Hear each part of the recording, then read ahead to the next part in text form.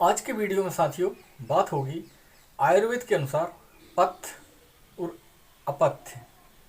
पथ्य मतलब जो आपको स्वस्थ होने में, जो आहार आपको स्वस्थ होने में मदद करे वो पथ्य कहलाता है, और जो आपको स्वस्थ होने में देरी करे या लाभ ना करे वो भोजन अपथ्य कहलाता है। तो आइए देखते हैं।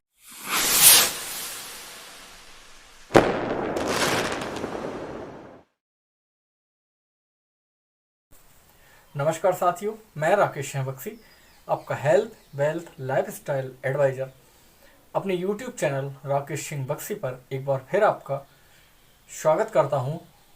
आज का विषय है हेल्थ को लेके। आयुर्वेद के अनुसार पथ्य, कुपथ्य या कहें अपथ्य क्या है। तो सबसे पहले तो साथियों, आयुर्वेद जो है केवल एक रोगोपचार पद्धति या विधि नहीं है। यह पूरे जीवन जीने का एक व्यवस्थित या सुचारू तरीका बताया गया है इसमें, या सुचारू व्यवस्थित जीवन जीने की जो कला है या कहना चाहिए तरीका है, ये बताया गया है इसमें। यदि आप इसके अनुसार अपने जीवन यापन करते हैं या अपने जीवन को चलाते हैं तो आप ये मानें कि आप बीमार ही नहीं पड़ेंगे। तो यदि बीमार हो जाते हैं तो उस समय आप ऐसा भोजन करें कि स्वतः आपका शरीर स्वस्थ होने के लिए ऐसी ऊर्जा, ऐसी ताकत दे आपको कि आप जल्दी से जल्दी एक बहुत कम मात्रा में, न्यून मात्रा में औषधि ग्रहण करने पर आप स्वस्थ हो जाएं। तो पहला पथ्य क्या है विषय है। तो पथ्य यानी वह आहार जो आपके शरीर को ताकत दे, जो रुचिकर लगे और आपको स्वस्थ होने में इतनी शक्ति पैदा करे कि आप जल्दी से जल्दी कम मात्रा में दवा सेवन करके स्वस्थ हो सकें। और अपथ्य वो कहलाता है जिस भोजन या जिस आहार से आपका स्वास्थ्य और गड़बड़ा जाए और बिगड़ जाए, वो अपथ्य या कुपथ्य कहलाता है। पथ्य बहुत सी चीज़ों पर निर्भर करता है। आपके शरीर का बल या ताकत कितनी है, इस हिसाब से, मात्रा के हिसाब से, यानी आपकी जो आप ग्रहण कर रहे हैं भोजन, आपके शरीर में उतनी मात्रा में वो पथ्य ग्रहण करने लायक शरीर है या नहीं है, इस पे भी पथ्य, वही चीज़ आपको पथ्य हो सकती है, किसी दूसरे के लिए वो अपथ्य हो सकती है। काल या समय के हिसाब से, जैसे आपको मान लीजिए कि संग्रहणी हो गई है या कहना चाहिए दस्त लग रहे हैं और किसी ने बताया है कि आप दही के साथ ये औषधि खानी है आपको। यदि आप वो दोपहर में खाते हैं तब तो ठीक है, पर यदि वो रात में खा लेते हैं तो आपको अन्य प्रकार की बीमारियां हो सकती हैं। तो इसी प्रकार से क्रिया, बहुत सी दो चीज़ें जो हैं वो साथ में नहीं खाई जाती। जैसे दोनों पथ्य हैं, दूध भी पथ्य आहार है पर मूली भी पथ्य आहार, पर दोनों साथ में खा ली जाए तो फिर आपको रोग उत्पन्न हो सकते हैं। तो इसलिए भूल कर भी इस प्रकार का जब पथ्य और कुपथ्य का विचार करना हो या आप अस्वस्थ हैं तो उस समय बहुत ही आवश्यक हो जाता है कि आप इस प्रकार का भोजन ग्रहण करें जिस पे मात्रा, काल, क्रिया, भूमि, किस देश में हैं, किस स्थान पर हैं आप, वो भी डिपेंड करता है इस पर। आपके देह की ताकत कितनी है, आपके शरीर में दोष कौन से हैं, इन सारी चीज़ों को देख के पथ्य या पथ्य का विचार किया जाता है। साथियों, कहा गया है सर्वश्रेष्ठ चिकित्सक वह होता है जो बीमार या रोगी के मन में साहस के बीज बोता है। तो ये भी कहा गया है जो आप आहार ले रहे हैं उस समय बीमारी की अवस्था में या आपके शरीर में कोई रोग है तो आपको ये बहुत ही आवश्यक हो जाता है कि आपके मन में भय, शोक, लज्जा या इस प्रकार के आवेश, क्रोध है, जैसे चिंता है, ये नहीं होना चाहिए। तब आपको वो आहार सेवन करना चाहिए और औषधि सेवन करनी चाहिए, तो आप बहुत ही जल्दी बहुत अच्छे स्वास्थ्य लाभ कर सकते हैं।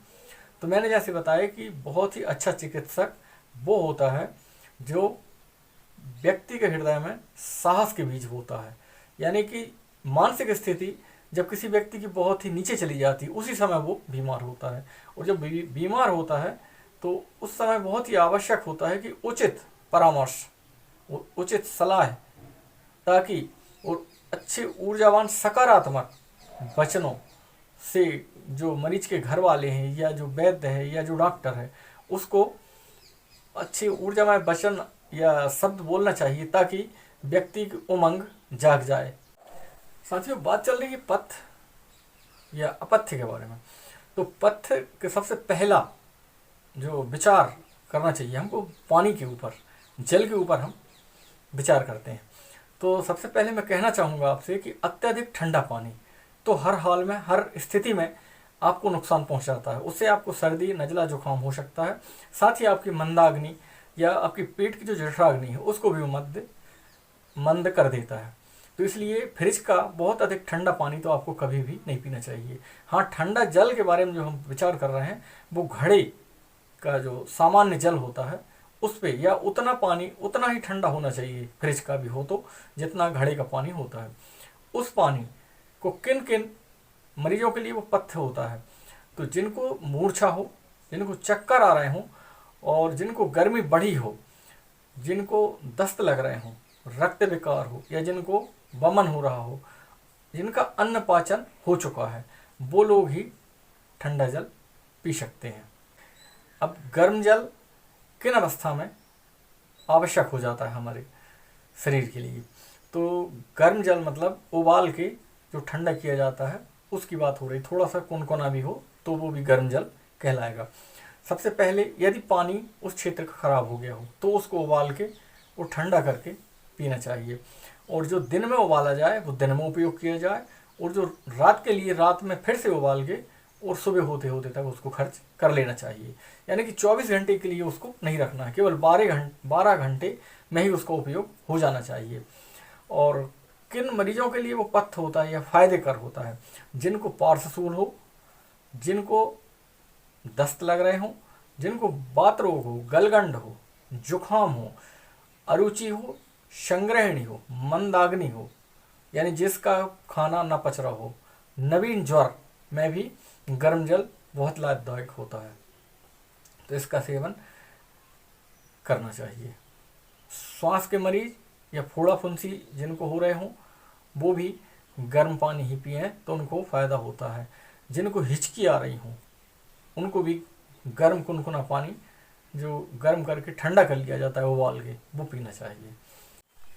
अल्प जलपान, थोड़ा थोड़ा पानी किन को पीना चाहिए, एक साथ पानी तो वैसे मैं कहूँगा कि 1 गिलास से अधिक पानी यदि आप एक बार में पीते हैं, 2 या 3 गिलास या पता चला 1 लोटा भर के पानी पी लेते हैं, तो ये आपके स्वास्थ्य के लिए लाभदायक नहीं होता है। पर जैसे बहुत से ऐसे मरीज भी होते हैं जिनको 2-2, 4-4 चम्मच पानी ही पिलाना चाहिए। जैसे जिनको एसिडिटी होती हो या डकार आती हैं या अम्ल पित्त हो जाता है जिनको, तो उनको थोड़ा थोड़ा पानी करके, आधा आधा कप पानी करके ऐसे कई बार में पीना चाहिए। और मधुमेह के रोगी जो शुगर के पेशेंट हैं उनको भी थोड़ा थोड़ा पानी ही पीना चाहिए, इकट्ठा पिएंगे तो उनको भी नुकसान होता है। और नया ज्वर या बुखार जिनको आता है उनको भी 2-2, 4-4 चम्मच ही पानी पिलाना चाहिए, नहीं तो कई बार उल्टी होने लगती हैं और उससे मरीज को तकलीफ हो जाया करती है। बात करें साथियों ऊषा पान, आजकल सुबह जल पान करने का बहुत ही फैशन भी चल रहा है कहना चाहिए, और फ़ायदा भी करता है, वैसे अधिकांश लोगों को फ़ायदा करता है। लेकिन किन लोगों को ऊषा पान नहीं करना चाहिए, तो मैं कहूँगा कि साथियों जिन लोगों की मंदाग्नि हो, यानी अग्नि मंद हो या खाना जिनका ना पचता हो, उनको ऊषा पान नहीं करना चाहिए। जिनको बुखार आ रहा हो उनको भी ऊषा पान नहीं करना चाहिए, और जिनकी तासीर ठंडी है या कफ प्रकृति वाले हैं उनको भी भूल कर भी ऊषा पान नहीं करना चाहिए, नहीं तो लाभ के बदले उनको हानि होने लगती है। तो इसका विशेष ध्यान रखें आप। साथियों बात करें मधुर जल की, यानी कि मीठा जल, शक्कर मिला के पानी या गुड़ मिला के पानी कब पीना चाहिए, कैसे पीना चाहिए, तो इस बारे में चर्चा आपसे करूँगा। तो यदि पित्त वृद्धि हो शरीर में या गर्मी आपको बहुत अधिक लग रही हो, तो उस समय आपको शक्कर, नींबू शरबत जैसे जिसको बोलते हैं, या दूध में पानी आधा दूध और शक्कर मिला के आप इस जल को पिएंगे तो आपको जो पित्त की वृद्धि है उससे शांति मिलेगी। मूर्छा हो रही हो तो उससे भी आपको शांति मिलेगी। पर किन लोगों को नहीं पीना चाहिए इसको साथियों? जिनको कफ की वृद्धि हो, जिनको सर्दी जल्दी हो जाया करती है, उनको यह नहीं पीना चाहिए, वरना यह आपको नुकसानदायक हो सकता है। और ख़ासकर किसी भी किस्म के जल का निषेध बताया है। यदि आप बहुत ही अधिक सूर्य की तेज धूप में चल के आए हैं तो आपको कम से कम आधे घंटे तक पानी का सेवन नहीं करना चाहिए। यदि आप जल पीते हैं तो उससे आपको सर्दी या लू लगने का खतरा होता है। जब आप धूप से आएँ या परिश्रम करके या व्यायाम या एक्सरसाइज आपने की है तो उस समय आपको बहुत ही शांति से थोड़ा विश्राम कर लेना चाहिए। वैसे तो बताया है 1 घंटे तक पानी आपको नहीं पीना चाहिए, पर यदि आपको बहुत अधिक प्यास लगी हो तो उस समय आधे घंटे बाद ही आप थोड़ा थोड़ा सा पानी, इकट्ठा बहुत ज़्यादा पानी आपको नहीं पीना चाहिए, नहीं तो कई बार बहुत ही विषम परिस्थितियाँ बन जाया करती हैं, क्योंकि शरीर का तापमान बहुत अधिक होता है और उस समय ठंडा जल जब आप पी लेते हैं तो कई लोगों को मैंने देखा है कि किसी को पक्षाघात हो जाता है। तो यहाँ तक कि एक हमारे मित्र हैं तो उनके परिवार में तो सीधी मृत्यु हो गई थी अचानक।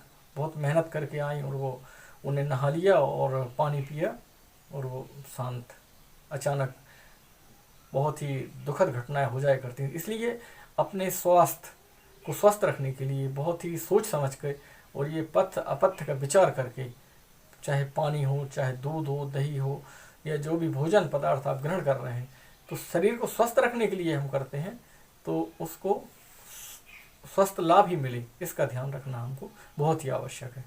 दुग्धपान करना बहुत ही फायदेमंद है, शरीर को ताकत मिलती है, शरीर में सौंदर्य, एक लावण्य, या कहनी चाहिए सुंदरता आती है, तेज आता है, ओज की वृद्धि होती है दुग्धपान करने से। और जो आप नित्य नैमित्तिक कार्य या करते हैं उनमें करने की क्षमता उत्पन्न होती है। पर किन्हीं किन्हीं लोगों के लिए ये मना भी किया गया है। किन के लिए मना किया गया? जिनकी पाचक अग्नि या जठरा अग्नि या पचाने की क्षमता कम हो, उनको दुग्धपान नहीं करना चाहिए। जिनको नया नया ज्वर आ रहा हो उनको भी दुग्धपान करने की मनाही है। जिनके पेट में कब्ज हो, मला अवरोध रहता हो, उनको भी दुग्धपान नहीं करना चाहिए। और जिनके साथियों अम्ल पित्त या एसिडिटी की शिकायत हो तो उनको भी दुग्धपान नहीं करना चाहिए। बात करें साथियों मही की या तक्र की, तो ऐसा कहा गया है शक्रस्य तक्रस्य दुर्लभम, यानी कि जो इंद्र है उसको भी ताज़ा मही दुर्लभ होता है। तो ये अमृत के समान होता है, यानी कि बहुत ही फायदेमंद है। खासकर पेट के रोगी जिनको खाना नहीं पचता है तो उनके लिए अमृत के समान होता है। और जिनने खासकर पूड़ी खाई हो तो उसमें रायता जरूर साथ में खाना चाहिए, इससे पाचन शक्ति बहुत ही अच्छी हो जाया करती है। लेकिन यही यदि विपरीत समय में खाया जाए, तो जैसे कार्तिक में या कहें भादों में मही को यदि आप खाते हैं तो ऐसा कहा है कि आप बीमार हो सकते हैं। तो ये 2 माह में आपको मही या मठा कभी भी नहीं खाना चाहिए। साथियों वीडियो बहुत अधिक बड़ी हो जाया करती हैं, तो इसलिए आज यहीं तक। और पथ्य और अपथ्य के बारे में यदि आप जानना चाहते तो और अधिक जानकारी चाहिए तो आपको अगले वीडियो में दही कब खाना चाहिए, कैसे खाना चाहिए, किन लोगों को खाना चाहिए और किन लोगों को नहीं खाना चाहिए, इसी प्रकार से घी के बारे में भी आपको जानकारी देंगे हम, किनको खाना चाहिए किनको नहीं खाना चाहिए, और अन्य जो खाद्य पदार्थ हैं उन पर सारी चर्चा होगी अगले वीडियो में। साथियों आज आपसे लेता हूँ मैं विदा, नमस्कार।